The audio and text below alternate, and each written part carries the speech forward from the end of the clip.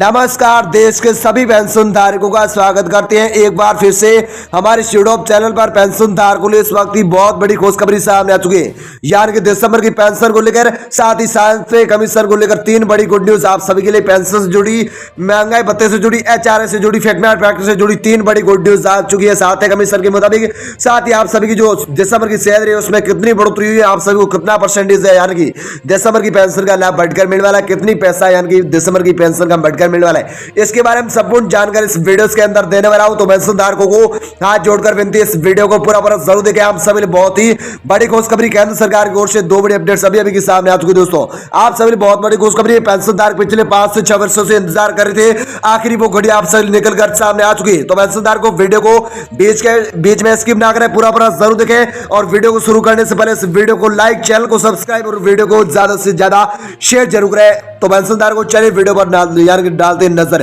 तो पेंशनदार को पहली बड़ी अपडेट है, यानी कि आप सभी की पेंशन है दिसंबर की, उसको लेकर जो सैलरी है जो दिसंबर की, इसके लेकर यानी कि बात करते हैं आप सभी बड़ी खुशखबरी की। तो आपको बताओ कि पहली बड़ी खबर इसके बारे में जानते हैं। तो बता दो कि सैलरी सरकारी कर्मचारी पेंशनर्स के लिए बड़ी खुशखबरी, वेतन वृद्धि और पेंशन रिवीजन पर लगी मोहर। दोस्तों कर्मचारी पेंशन धारकों के लिए बड़ी खुशखबरी है, जो वेतन है पेंशन का जो वृद्धि है उसमें रिवीजन पर लग चुकी है आप सभी लिए मोहर।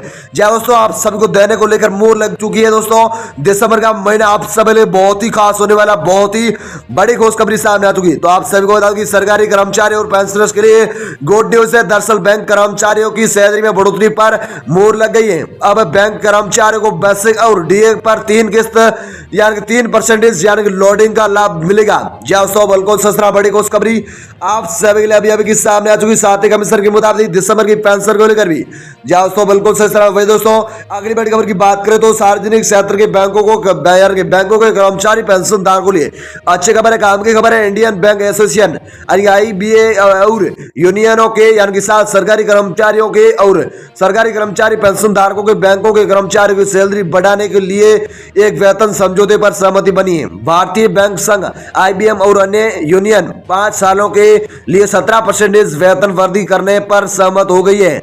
यह वेतन बढ़ोतरी 1 नवंबर 2023 से पेंडिंग थी और इसके लिए MOU भी साइन यानी कि हो गया। दोस्तों ऐसी भी बड़ी खुशखबरी आप सभी लिए आ चुकी है। वह दोस्तों अगली बड़ी खबर की बात करते हो 17% वेतन बढ़ोतरी का निर्णय होगा, यानी कि निर्णय होगा आपके लिए। तो आपको बता कि वेतन समझौते के अनुसार 1 नवंबर 2023 से 17% वेतन वृद्धि का निर्णय लागू होगा। इसके तहत बेसिक और डीए पर 3% लोडिंग का लाभ मिलेगा। पेंशन रिवीजन के साथ साथ 5 दिनों के वर्किंग डे का नियम भी लागू होगा। समझौते के बाद यानी कि समझौते के बाद अब ये मामला वित्त मंत्रालय के पास पहुंच चुका है।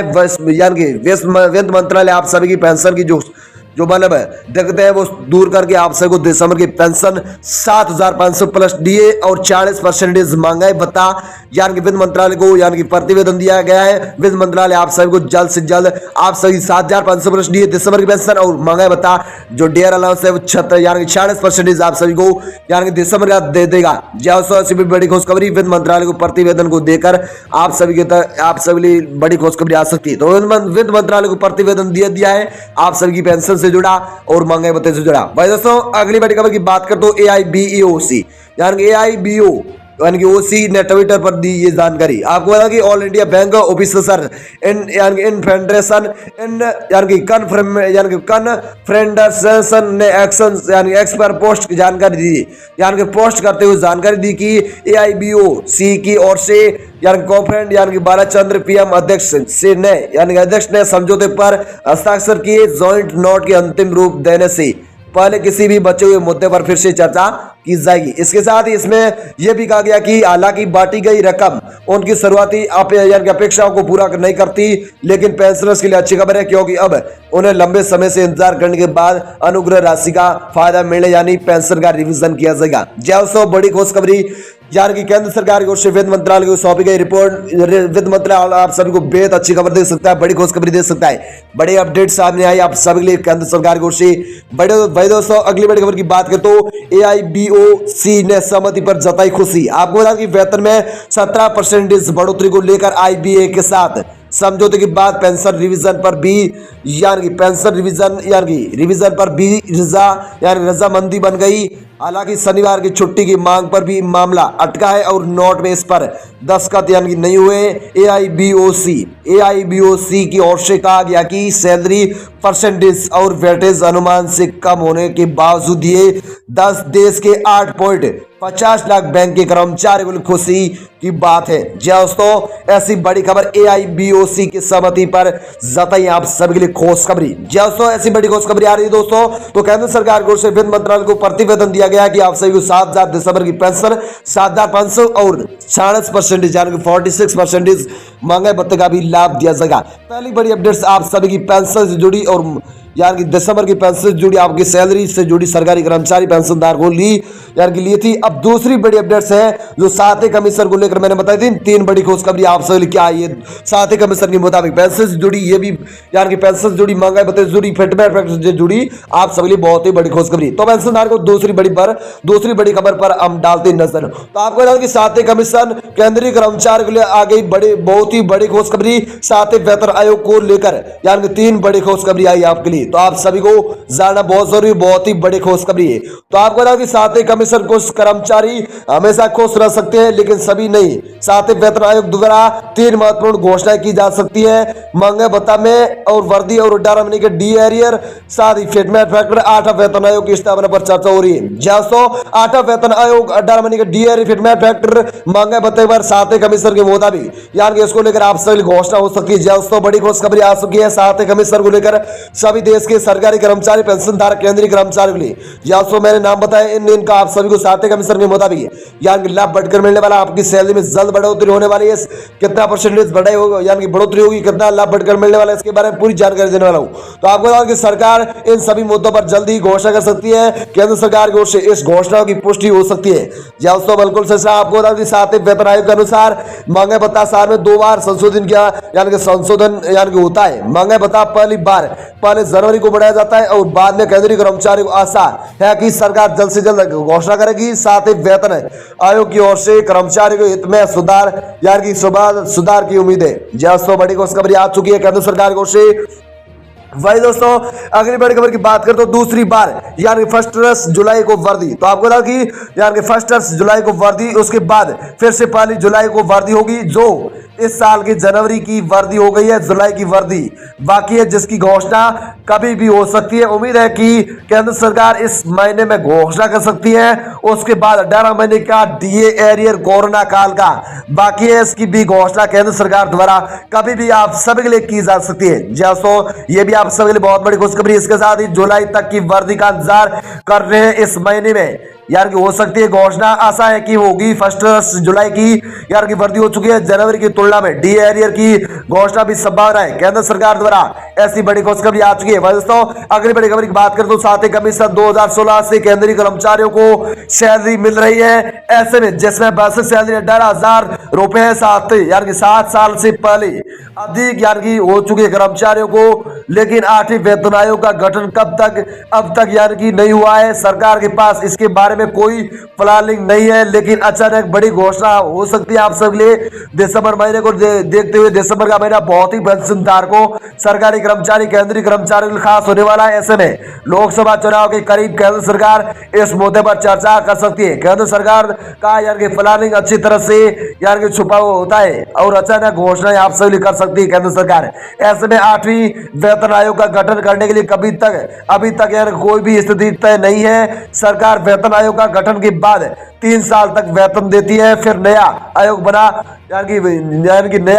आयोग बनाती है। वेतन आयोग का गठन 10 साल पर होता है, जो लोगों को नए वेतन स्केल देता है यानी कि सरप्राइज तोहफा के रूप में। यानी कि कर्मचारियों को भी यानी कि सरप्राइज मिल सकता है। दोस्तों, ऐसी बड़ी खुशखबरी आप सभी 7वें कमीशन को लेकर केंद्र सरकार की ओर से बड़ी खुशखबरी आ रही है। दोस्तों, अगली बड़ी खबर की बात करें तो सरकार की स्थिति बदल सकती है। आपको बता दें 5 राज्यों में आने वाले विधानसभा चुनाव के परिणामों से सरकार की स्थिति बदल सकती है। अगर बीजेपी को बहुमत नहीं मिलता है तो सरकार लोकसभा चुनाव जीतने के लिए कोई भी यानी कोई घोषणा कर सकती है। ऐसे में केंद्रीय कर्मचारी के लिए बड़ी खुशखबरी है, यानी केंद्रीय कर्मचारी के लिए बड़ी खुशखबरी का यानी कि संभावना है, लेकिन अभी तक कोई प्लानिंग नहीं है। ऐसे में आर्थिक वेतन आयोग का गठन कब होगा ये किसी के पास स्पष्ट नहीं है। ऐसे में सरकार चुनावी परिणाम के आधार पर कोई बड़ी घोषणा कर सकती है। ऐसे में केंद्रीय कर्मचारियों को सैलरी में सुधार की उम्मीद है, लेकिन कोई निश्चितता नहीं है। अगर सरकार को बहुमत नहीं मिलता तो कोई चर्चा शुरू की जा सकती है। ऐसे में केंद्र सरकार का प्लानिंग हमेशा यानी रहस्य होता है और वह यानी अचानक यानी कि मतलब बड़ी घोषणा करती है।